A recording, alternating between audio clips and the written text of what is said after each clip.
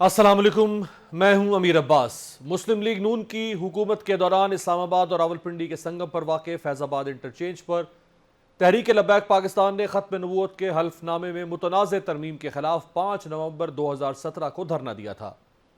2018 में supreme court के सो मोटो notice के बाद जस्टिस काजी फायज ईसा और जस्टिस मुशीर आलम पर मुश्तमिल 2 रुकनी बेंच ने फरवरी 2019 में केस का तफसीली फैसला सुनाया। फैसले में वजारत दिफा और तीनों अफवाज के सरबराहान को हिदायत की गई थी कि वो अपने हल्फ की खिलाफ वर्जी करने वाले अहलकारों को सजा दें। जस्टिस काजी फायज ईसा ने वफाकी हुकूमत को नफरत, इंतहा पसंदी और दहशत गर्दी की वकालत करने वालों की निगरानी करने और उनके खिलाफ कानून के मुताबिक कार्रवाई करने की भी हिदायत की थी। फैसले में यह भी कहा गया था कि हुकूमत या कोई भी खुफिया इदारा इजहार राय की आज़ादी पर कदगन नहीं लगा सकता। फैसले में अदालत ने हुकूमत को हुक्म दिया था कि वो ऐसे फौजी एहलकारों के खिलाफ कार्रवाई करे जिन्होंने अपने हल्फ की खिलाफ वर्जी करते हुए सियासी सरगर्मियों में हिस्सा लिया। उस फैसले के खिलाफ फरीकैन ने नजर सानी की दरख्वास्तें दायर कर दी। चीफ जस्टिस काजी फायज ईसा की सरबराही में सुप्रीम कोर्ट के 3 रुकनी बेंच में शामिल जस्टिस अमीनुद्दीन खान और जस्टिस अतर मिनल्ला ने आज नजर सानी केस की पहली समाअत की। अदालत के सामने नजर सानी की 9 दरख्वास्तें दायर हुई थीं। आज इब्तदाई समाअत के बाद अदालत उज़्मा के 3 रुकनी बेंच ने समाअत 1 नवंबर तक मुलतवी कर दी, लेकिन दौरान समाअत रिमार्क्स में कहा कि हमसे एक खेल ना खेलें। दिलचस्प बात यह है कि हुकूमत, Tehreek Insaf, intelligence bureau, election commission, वजारत दिफा, एजाजुल हक और पैमरा समेत फैसले पर नजर सानी की दरख्वास्तें देने वालों ने अपनी दरख्वास्तें वापस लेना शुरू कर दी हैं, जिस पर चीफ जस्टिस ने कहा कि सब वकला को सुनकर फैसला करेंगे। यहां बुनियादी सवाल यह है कि जिन फरीकैन ने अपनी दरख्वास्तें वापस ली हैं, क्या उन्होंने फैसला तस्लीम कर लिया है? क्या वफाक अब फैजाबाद धरना केस के फैसले पर अमल दरामद करेगा? क्या अब मुख्तदर इदारे भी फैजाबाद धरना केस के फैसले पर अमल दरामद करेंगे? आज की अहम तरीन समाअत में कई अहम पहलू और दिलचस्प रिमार्क्स सामने आए। काजी फायज ईसा ने सवाल उठाते हुए कहा कि फैजाबाद धरना केस के फैसले पर अमल क्यों नहीं हुआ? सब इतना डरे हुए क्यों हैं? जस्टिस अतर मिनल्ला ने कहा कि क्या तमाम इदारों ने यह तय कर लिया है कि जो फैसले में लिखा गया वो ठीक है? फैजाबाद धरना लैंडमार्क फैसला है। नजर सानी दरख्वास्तों में तो कहा गया था कि सुप्रीम कोर्ट के फैसले में नकाइस हैं। अब बताएं कि फैसले में नकाइस थे या नहीं। चीफ जस्टिस ने रिमार्क्स दिए कि अदालती वक्त जाया किया गया, मुल्क को भी परेशान किया रखा। अब आप सब कह रहे हैं कि दरख्वास्तें वापस लेनी है। चीफ जस्टिस ने कहा कि इन फजूल किस्म की दरख्वास्तों पर अटॉर्नी जनरल पर जुर्माना आयद करना चाहिए। दौरान समाअत इलेक्शन कमीशन के वकील कमर अफजल ने कहा कि इलेक्शन कमीशन नजर सानी की दरख्वास्त वापस ले रहा है, जिस पर चीफ जस्टिस ने सवाल किया कि इलेक्शन कमीशन तब ठीक था या अब है? क्या कोई कंडक्टर था जो यह सब करवा रहा था? इलेक्शन कमीशन ने तब किसके कहने पर नजर सानी की दरख्वास्त दायर की? ऑर्केस्ट्रा में सब म्यूजिक बजाते हैं और सामने एक डंडा लिए कमांड दे रहा होता है। क्या इलेक्शन कमीशन तब कंट्रोल हो रहा था, अब हो रहा है या हमेशा से होता आया है? जस्टिस काजी फायज ईसा ने रिमार्क्स दिए कि पाकिस्तान में वो चलता है जो पूरी दुनिया में नहीं होता। पाकिस्तान में कहा जाता है कि हुक्म ऊपर से आया है। नाउज बिल्ला, किसका डर है? ऊपर वाले का तो नहीं है। आखिर किससे डरते हैं? टीवी पर जाकर भी तकरीरें करेंगे तो अदालत को ही सच बता दें। चीफ जस्टिस ने कहा कि बताएं मामला क्या था आखिर 2017 में? उस पर अटॉर्नी जनरल ने कहा कि आपका फैसला तमाम हकायक बयान कर रहा है। उस पर चीफ जस्टिस ने कहा कि जब फैसला दुरुस्त है तो नजर सानी में क्यों आए? कौन सा नक्स था जो तब फैसले में और अब नहीं है? काजी फाजिसा का कहना था कि कराची में 55 लोग मर गए, कोई एक्शन नहीं हुआ। यहां जो भी हो कहा जाता है मट्टी पाओ, लोग मर जाएं मट्टी पाओ। जिन साहब को बहुत जमहूरियत चाहिए थी वो कनाडा से वापस क्यों नहीं आते? इस्लामी जमहूरिया पाकिस्तान तो गलतियां भी तस्लीम नहीं करता। मुझ समेत एहतसाब सबका होना चाहिए, एहतसाब से किसी को इनकार नहीं होना चाहिए। चीफ जस्टिस ने कहा कि सब लोग डरे हुए क्यों हैं? कोई दुरुस्त बात क्यों नहीं बता रहा? सच बोलने से हर कोई कतरा क्यों रहा है? काजी फाजिसा का कहना था कि अटॉर्नी जनरल साहब यह सवाल क्यों नहीं उठाया कि नजर सानी दरख्वास्तें पहले क्यों ना लगी? उस धरने के बाद कई और ऐसे ही वाकयात सामने आए। अगर उस वक्त इस फैसले पर अमल दरामद होता तो बाद में संगीन वाकयात ना होते। अल्लाह ने सूरह तौबा की आयत 19 में सच्चे लोगों का साथ देने का कहा है। आप लोगों ने फैसले को आज सच मान लिया, अब आपका इम्तिहान है कि आप साथ देते हैं या नहीं। अटॉर्नी जनरल ने सुप्रीम कोर्ट को फैजाबाद धरना केस फैसले पर अमल दरामद की यकीन दहानी कराते हुए कहा कि केस के फैसले पर अमल दरामद करेंगे लेकिन अदालत वक्त दे दे। عدالت نے نظر ثانی درخواستوں پر سماعت 1 نومبر تک ملتوی کرتے ہوئے فریقین کو 27 اکتوبر تک جواب جمع کرانے کی ہدایت کر دی ہے۔ اس پر بات کرنے کے لیے ہمارے ساتھ موجود ہیں سندھ ہائی کورٹ کے سابق چیف جسٹس اور سپریم کورٹ آف پاکستان کے سابق سینئر جج جسٹس ریٹائرڈ وجیہ الدین احمد صاحب۔ بہت شکریہ وجیہ الدین احمد صاحب، سماعت کا احوال آپ کے سامنے ہے، کیس آپ کو کس طرف جاتا نظر آ رہا ہے؟ جی شکریہ۔ میں سمجھتا ہوں کہ جہاں تک کہ نظر ثانی کی درخواستوں کا تعلق ہے،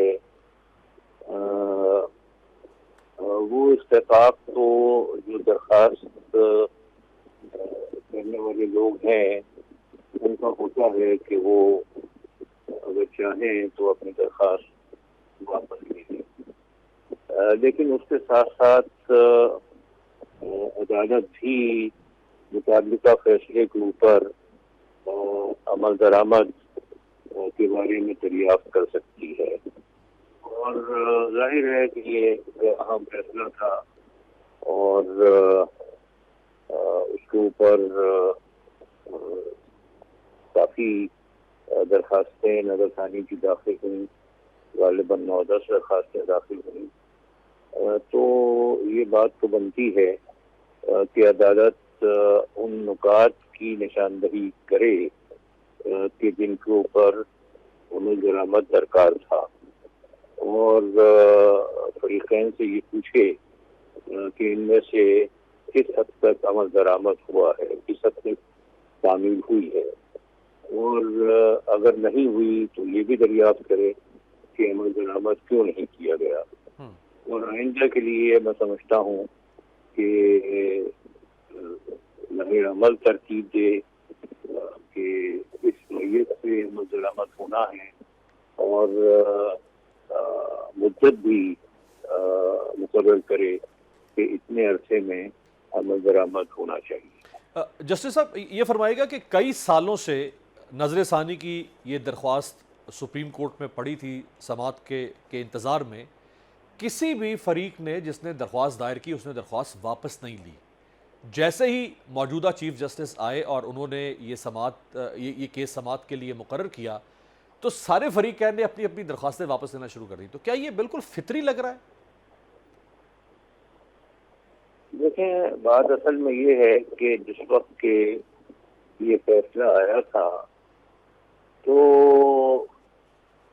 کئی مقامات کے اوپر اس فیصلے کو یا اس کی آبزرویشنز کو پسند نہیں کیا گیا ہوگا، اور اسی بنیاد کے اوپر نظر ثانی کی درخواستیں دائر کی گئی ہیں۔ تو اب وقت کے ساتھ ساتھ وہ جو جسے کہتے ہیں کہ جو ایک اسپونٹینیس ریئیکشن ہے، اس میں بھی کچھ تھوڑی سی نارملٹی آئی ہوگی، اور پھر انہوں نے مزید جب ان معاملات کا ایگزامن کیا ہوگا تو محسوس کیا گیا ہوگا یہ باتیں تو اس میں سے درست ہیں۔ جو مختلف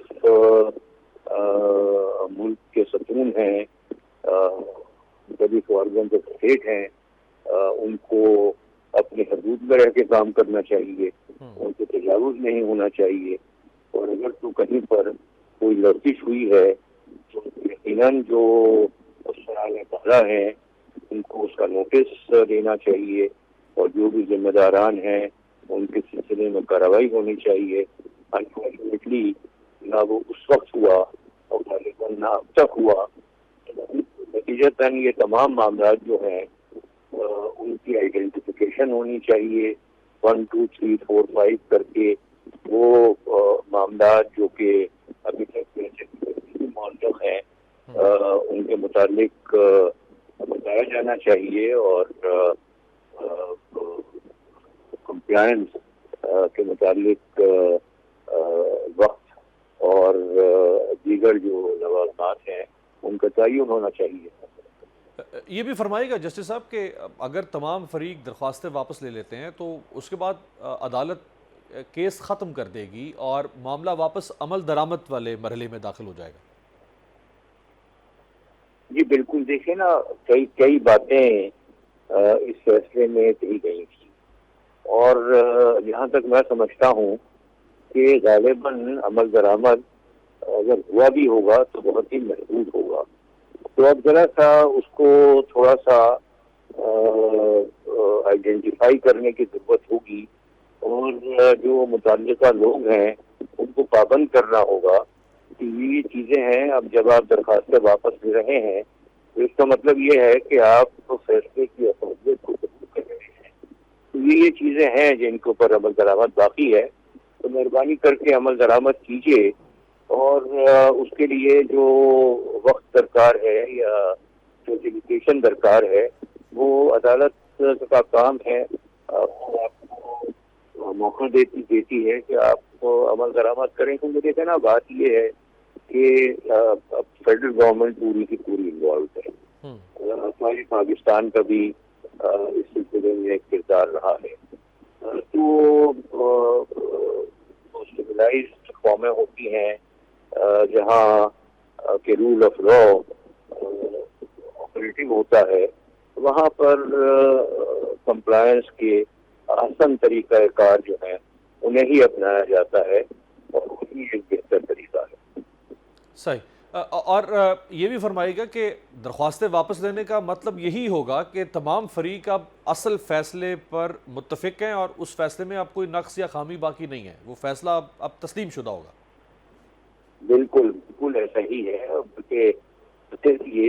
بلکہ یہ بھی کہ جو جن نقائص کا انہوں نے بتایا تھا کہ یہ نقائص ہیں، تو اب وہ یہ سمجھتے ہیں کہ وہ نقائص نہیں ہیں. صحیح.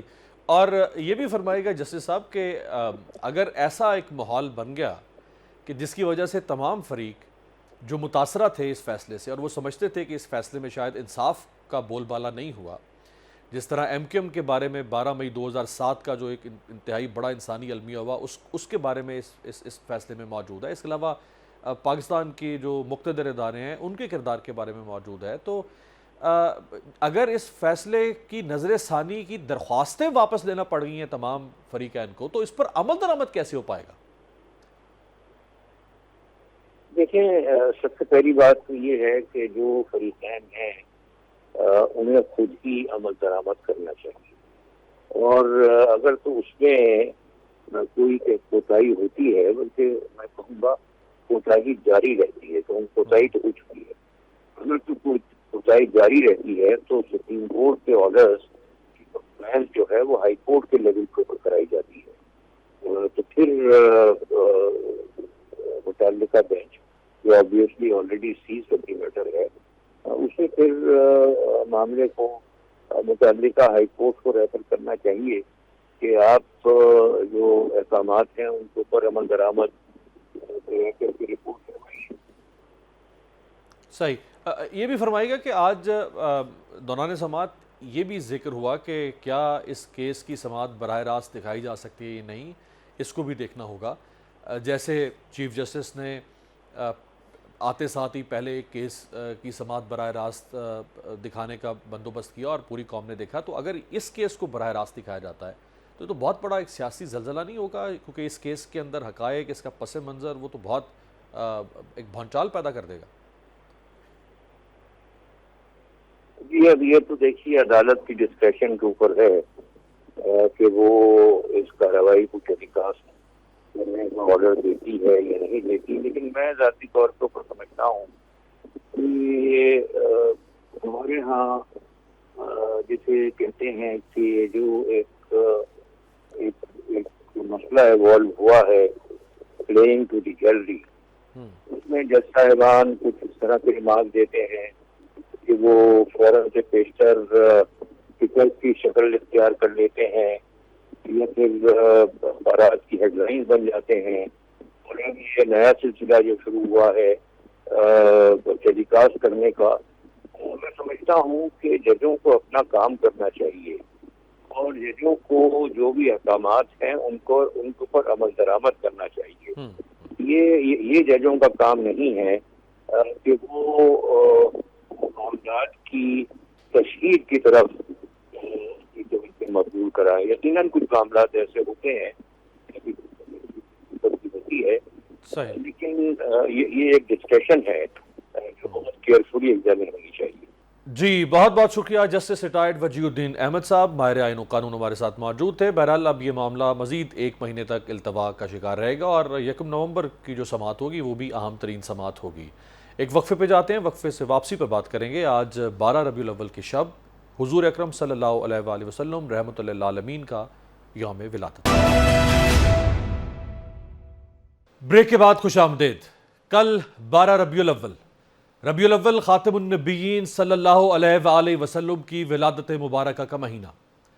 نبی اکرم صلی اللہ علیہ وآلہ وسلم کی آمد نے تہذیب کو وقار, ثقافت کو تقدس, علم کو وسعت, فکر کو ندرت, عمل کو طہارت, نفرتوں اور عداوتوں میں لپٹی انسانیت کو اخوت و محبت کے تحفے اور بنی نوع انسان کو اپنے خالق تک رسائی کی معرفت نصیب فرمائی.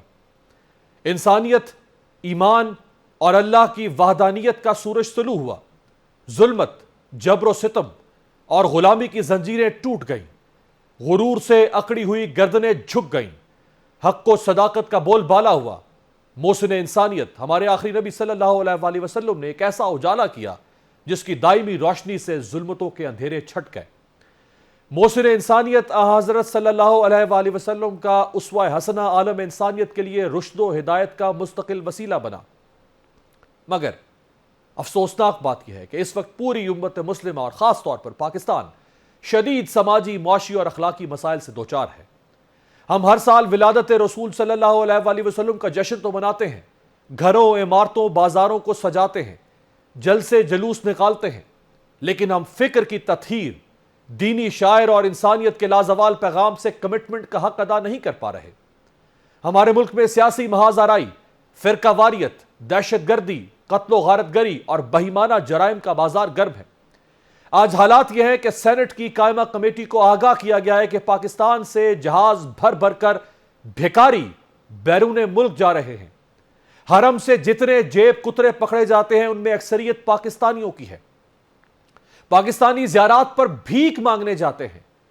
سیکٹری اوورسیز نے افسوس کا اظہار کرتے ہوئے پاکستان کے ایوان بالا کو بتایا کہ عراقی اور سعودی سفیر کہتے ہیں کہ آپ عادی مجرم بھیجتے ہیں جن سے ہماری جیلیں بھر گئی ہیں. کہا جاتا ہے کہ قوم اپنے حکمرانوں کی راہ پر ہوتی ہے. ٹھیک اسی طرح ہمارے حکمران بھی کشکول اٹھائے دنیا بھر میں قرض اور امداد کی بھیک مانگتے پھرتے ہیں.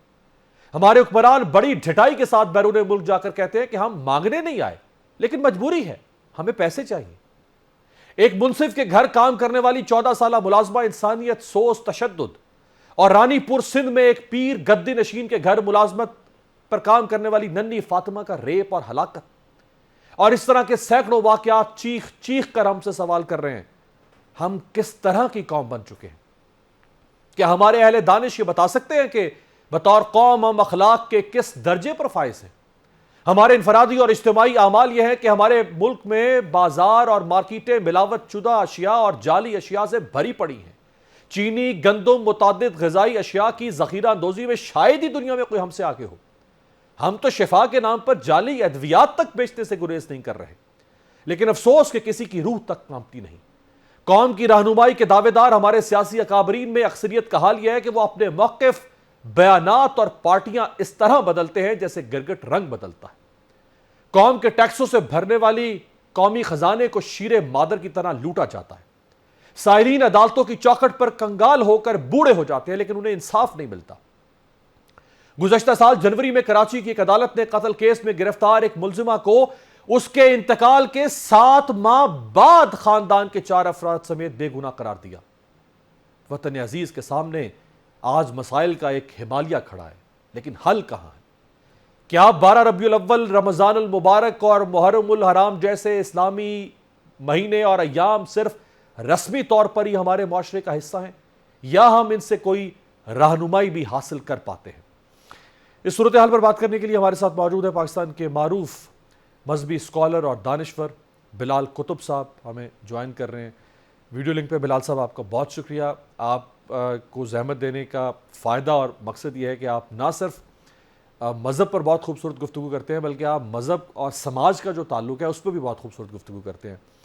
ابتدائیہ میں نے آپ کے سامنے رکھ دیا ہے، حالات پاکستانی معاشرے کے آپ کے سامنے ہیں، ایک ہیجان ہے، نفسا نفسی ہے، افراتفری ہے، خود غرضی ہے، اور یہ جو مذہبی ایام، تہوار اور مہینے، یہ صرف ایک رسمی طور پہ اب ہمارے معاشرے کا حصہ ہے یا کچھ فائدہ بھی ہمیں حاصل ہو پا رہا بہت شکریہ سب دیکھ کر پہلی بات تو یہ کہ آپ نے فرمایا کہ ابتدائیہ تو آپ کے سامنے رکھی ہے. میرے خیال میں آپ نے ابتدائیہ نہیں رکھا، آپ نے پھر انتہائیہ جو ہے وہ سامنے رکھ لیا. اس کے بعد کچھ کہنے کی کوئی گنجائش جو ہے وہ ہے نہیں. ایک ایک لفظ جو ہے وہ پرویا ہوا ہے کدو کے دانے کی طرح اور سجا ہے. ہم اسے دیکھیں، ہم اسے مانیں، ہم اسے نہ مانیں، اس سے کوئی فرق نہیں پڑتا. لیکن وہ جس طرح کہتے ہیں نا سائنس میں لٹمس ٹیسٹ ہوتا ہے، لٹمس ٹیسٹ یہی بتا رہا ہے کہ 12 ربیع الاول کو بھی جو دودھ کی سبیلیں لگائیں گے وہ دودھ بھی جعلی ہوگا. 12 ربیع الاول پہ بھی جو ہم حلوہ اور نان بیچیں لوگوں کو دیں گے وہ بھی جعلی ہوگا. جو سالن بیچیں گے اس میں بھی جعلی مسالہ ہوگا. تو محبت جو ہے یہ بنیادی طور پہ آگے جی میرے خیال میں تو ایک مشقت کا نام ہے. ہے۔ اس مشقت کو صحابہ نے اٹھایا تھا، امت اٹھانے کو تیار نہیں ہے. بہت خوب، بہت خوب۔ اس کی بڑی میں سادہ سی آپ کو ایگزامپل دیتا ہوں. دیکھیے سینے پہ ہاتھ رکھ کے ہم میں سے کوئی شخص یہ نہیں کہہ سکتا کہ اللہ ہے. اللہ ہے، توحید کا بیان الگ ہے، ایمان کیسے. لیکن میں نے نہ اللہ کو کبھی سنا، نہ میں نے کبھی دیکھا، نہ میری عقل، نہ میرا فہم، نہ میرے سے کلام، کوئی شے ایسی نہیں ہے جو مجھے بتا سکے کہ اللہ ہے. مجھے کوئی شے ایسی نہیں ہے جو یہ بتا سکے کہ یہ کتاب اقبال صاحب کی لکھی ہوئی ہے اور یہ کتاب جو ہے یہ قرآن حکیم ہے.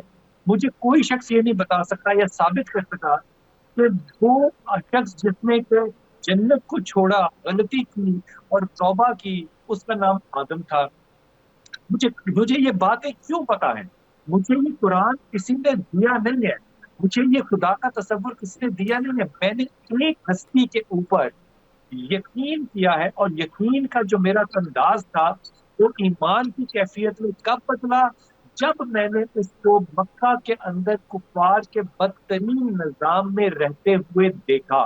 اب اس نظام میں رہتے ہوئے دیکھنا جو تھا، اس پہ کفار نے جو لقب دیا تھا اس ہستی کو، جس کے کہنے پہ میں نے قرآن کو قرآن مانا اور حدیث کو حدیث مانا اور اللہ کو اس ہستی کو انہوں نے لقب دیا تھا صادق اور امین کا.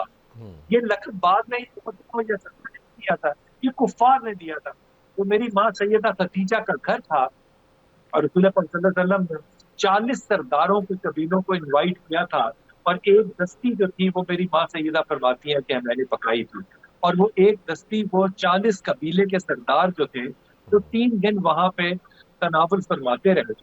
یہ معجزہ تو وہ 40 کے 40 قبیلے دیکھ رہے تھے کہ دستی جو ہے وہ ختم نہیں ہو رہی. یہ اللہ کا کوئی تو معجزہ ہوگا کہ محمد کے گھر میں سے خوراک ختم کیوں نہیں ہو رہی. ایک دستی پکائی تھی. کیا معجزہ دیکھ کے کسی نے کلمہ پڑھا؟ ہرگز نہیں. 3 دن گزر گئے اور تیسرے دن میرے رسول پاک صلی اللہ علیہ وسلم نے آخری بات جو کہی تھی یہ تھی کہ اگر میں یہ تمہیں کہوں کہ اس کے پیچھے فوج کھڑی ہے صفا کی تو مان لو گے؟ ان لوگوں میں سے میں ان کو کچھ اور لفظ دینا چاہ رہا تھا، نہیں، ان کافروں میں سے سب سے بڑا جو دشمن اور کافر تھا ابو جہل، عمر حشام، وہ وہاں سے اٹھا اور وہ گھر جانے کی اجازت مانگی. رسول پاک صلی اللہ علیہ وسلم نے تھوڑا سا بیک فٹ لے کر اسے کہا کہ عمر تو کیوں جانا چاہ رہے؟ اس نے کہا آپ ہی نے تو محمد کہا کہ پیچھے فوج ہے، تو میں تو بغیر کسی تیاری کے آیا ہوں، میرے پاس تو ذرا نہیں ہے، میرے پاس تو تلوار نہیں ہے، مجھے اجازت دیجیے میں گھر سے پہن کر آؤں تاکہ اپنی دفاع کر سکوں. اب اس کو نظر آ رہا ہے کہ پیچھے نہیں ہے. محمد صلی اللہ علیہ وسلم نے دوسرا جملہ کہا عمر حشام سے کہ اگر تو یہ سب کچھ کر کے واپس آیا اور تجھے صفا کے پیچھے پہاڑی کے پیچھے جو تو چھوٹے قد کی پہاڑی ہے تجھے فوج نظر نہ آئی جو تجھ پہ حملہ کرنے والی ہے، تو عمر حشام تو مجھ پہ کیا کرے گا؟ پھر تیرا کیا رد عمل ہوگا؟ اب یہاں پہ ایک بڑی بات واضح ہوتی ہے. خدا پہ سب کو بھروسہ تھا، خدا کا بھی پرابلم ہی نہیں رہا. پرابلم تھا محمد رسول پاک صلی اللہ علیہ وسلم. اس نے کہا رب کعبہ کی قسم، کعبہ کا رب اس کا بھی رب تھا، محمد اس کا محمد نہیں تھا. اس نے کہا رب کعبہ کی قسم محمد میں جب واپس آؤں گا اور پیچھے فوج نہیں دیکھوں گا تو میں اپنی آنکھوں پر نہیں تیری زبان پہ یقین کروں گا. اب ابو جہل جیسا شخص جو ہے وہ میرے محمد کے کہنے پہ یقین کر رہا ہے. میرے جیسا امتی جو ہے وہ محمد کی سنت پہ بھی اس اتباع کے ساتھ اتباع کرنا چاہتا ہے کہ اگر وہ میری مسلک کو سوٹ کرتی ہے تو ٹھیک ہے، اگر میری مسلک کو سوٹ نہیں کرتی تو پھر بات جو ہے وہ کوشچنیبل ہے. اس بات کو میں بڑے ادب سے ہاتھ جوڑ کے اور معافی کے ساتھ کہہ رہا ہوں. دیکھیے 10 سال جو مدینے میں میرے رسول نے نماز پڑھی، اس میں سے کم از کم 5 نمازیں تو روز ایسی تھیں نا جو صحابہ کے ساتھ با جماعت پڑھی. باقی 6، 7ویں گھر میں پڑھی ہوگی، اس کی بات چھوڑ دیجئے. 10 سال کے اندر جو میرے نبی نے نمازیں پڑھی، ہر روز 5 نمازیں پڑھی، ہر مہینے کے 30 دن لگائیے، 10 سال لگائیے، یہ ٹوٹل نمازیں 18,250 سے زیادہ بنے گی. ارے بھائی، جو سنت 18,000 دفعہ میرے نبی نے کر لی، آج تک ہمیں یہ نہیں پتا چل سکا کہ وہ ہاتھ سینے پہ تھے، ناف کے اوپر تھے، ناف کے نیچے تھے، یا ہمیں کھلے چھوڑے ہوئے تھے. اتنا اختلاف مسالک نے پیدا کیا، سنت نے اور رسول نے نہیں. میں پھر کہہ رہا ہوں، جو عشق محمد ہے صلی اللہ علیہ وسلم، یہ مشقت ہے. ہم مشقت کرنے کو نہیں، ہم مسلک کرنے کو تیار ہیں. ارے بھائی، 1,24,000 شہادتیں موجود، 1,24,000 شہادتیں موجود. اتنی بڑی شہادتوں کی موجودگی میں جب اللہ کے نبی نے کہہ دیا کہ جس کا میں مولا اس کا علی مولا، اب آپ کو تفسیر کرنے کی ضرورت پیش آ رہی ہے کہ مولا کے لفظ دوست کے ہوں گے، ساتھی کے ہوں گے. ان للہ و انا الیہ راجعون، آپ اس کا ترجمہ کیا دوست کر سکتے ہیں؟ ان للہ، کیونکہ ہم اپنے نبی کے قول کو بھی اس نسبت سے ماننا چاہتے ہیں جس نسبت سے ہماری مسلک کو وہ کیا کہنا چاہیے، سوٹیبل نظر آئے. اگر ورنہ ہم وہ بھی نہیں کرنا چاہتے. اس لیے اگر آج کوئی کہتا ہے کہ میں لبیک یا رسول اللہ، میری جان آپ پہ قربان، میں ہاتھ جوڑ کے کہتا ہوں، مجھے کیوں یہ شک پڑتا ہے کہ یہ شخص سچ نہیں بول رہا؟ کیونکہ اگر وہ مرنے کو تیار ہے میرے رسول کی سنت پہ، تو وہ زندہ رہنے کو تیار کیوں نہیں ہے؟ اب جنگ خندق کو یاد کیجئے، حضرت حذیفہ یمان، ان کو رسول پاک صلی اللہ علیہ وسلم، یہ راوی بھی وہی ہے، اور وہ فرماتے ہیں کہ جناب 3 دفعہ رسول نے کہا کہ خندق کی رات ٹھنڈی تھی، اور کہا کہ یمان جاؤ، یمان کا نام نہیں لیا، کہا کون آئے گا جو جنت میں اپنا گھر میرے ساتھ بنانا چاہے گا؟ کوئی نہیں نکلا. کون آئے گا؟ 3 دفعہ کہا، کوئی نہیں نکلا. اس نے کرنا کیا تھا؟ جا کے جاسوسی کرنی تھی. پھر حضرت یمان کا، حذیفہ یمان کا نام لے کے بلایا. حذیفہ یمان کہتے ہیں میں پھر نکلنا پڑنا تھا کیونکہ میرا نام لیا تھا، لیکن وہ پھر جو چادر سردیوں کے اندر اللہ نے اس کو اپنی رحمت کی لپٹائی، یہ الگ بات ہے. وہ گئے، وہ دیکھ کر آئے، تیر نہیں چلایا، حالانکہ وہ تیر چلا سکتے تھے. یہ ساری باتیں ذہن میں رکھے ہوئے جب ہم یہ کہہ دیتے ہیں نا لبیک یا رسول اللہ، اور اس کے بعد ڈنڈا چلانے لگ جاتے ہیں اور اپنی مسلک کے اظہار کی خاطر اس کی پرمیشن کرتے ہیں، مجھے لگتا ہے کہ یہ منافقت ہے. اگر یہ منافقت نہیں تو پھر ہمارے کرداروں پہ وہ اثر کیوں نہیں آیا جو کہ رسول پاک صلی اللہ علیہ وسلم نے ان لوگوں کے کرداروں میں لے آئے جن کو کہ ہم بدو کہتے ہیں. وہ بچھو، ریگستان میں سانپ مارنے والے، شکار کرنے والے لوگ جو تھے، وہ رضی اللہ کیسے بن گئے؟ ایک فرد کے کردار کی وجہ سے. بہت خوبصورت، کیونکہ بہت ان خوبصورت. لوگوں میں اور ہم میں صرف یہ فرق تھا. وہ صحابی کا فرق نہیں میں کہہ رہا، وہ فرق تھا. ساتھ وہاں موجود تھے. تو کیا میرے لیے میرے رسول نے آنسو نہیں نکالے؟ بالکل. حضرت ابو ہریرہ فرماتے ہیں کہ رسول پاک رو رہے تھے اور کہہ رہے تھے مجھے وہ امت یاد آ رہی ہے جو تمہارے بعد آئے گی، ان کو بھی مجھ سے محبت ہوگی، لیکن انہوں نے مجھے دیکھا نہ ہوگا. جس امت کے لیے آج رسول نے آنسو بہائے تھے اس وقت، آج وہ امت جو ہے وہ صرف کھیریں پکا کے، سبیلیں جعلی چیزوں کی لگا کے، رسول پاک صلی اللہ علیہ وسلم کی سنت پہ عمل نہ کر کے، کردار سازی نہ کر کے جب وہ ربیع الاول مناتی ہے تو پھر دل کو دکھ تو ہوتا ہے نا. بہت خوبصورت. جس روانی سے آپ گفتگو کر رہے ہیں، میں اس میں کوئی تعطل ڈالنا نہیں چاہتا، لیکن بہرحال کچھ ضمنی سوال بھی آپ سے اور کرنے ہیں. تو یہ فرمائیے گا کہ آپ کو نہیں لگتا کہ جس مذہب نے اصلاح کرنی تھی ہماری، اور اس مذہب کی سرکردہ شخصیات نے اس مذہب کے ذریعے سے ہماری اصلاح کرنی تھی، وہ شخصیات بھی بہت ساری کمرشل ہو گئیں اور مذہب کو بھی کمرشل کر دیا گیا؟ اور جب مذہب کمرشل ہو گیا تو اس کی وجہ سے اس مذہب نے جو لوگوں کو فائدہ پہنچانا تھا وہ ایک ربط ہی قائم نہیں ہو پایا لوگوں میں. آپ کی بات بالکل درست ہے، آپ کی بات بالکل درست ہے. ایسا ہی ہوا. دیکھیے، ہم نے جو حدیثیں لی وہ صحاب سے لی، صحاب کے بعد ہم نے تابعین سے لی، تابعین کے بعد ہم نے تبع تابعین سے لی. اب مجھے بتائیے کہ اگر سب سے زیادہ اوتھینٹک بات کسی کی ہوگی تو اس کی ہوگی نا جو رسول پاک صلی اللہ علیہ وسلم کے قریب ترین زمانے سے ہے. تو مجھے سارے علماء مل کے اس بات کا جواب دیں کہ حضرت امام مالک تو سب سے قریب کے زمانے کے ہیں، تو موطا کی احادیث ہماری 6 کتابوں میں شامل کیوں نہیں ہے؟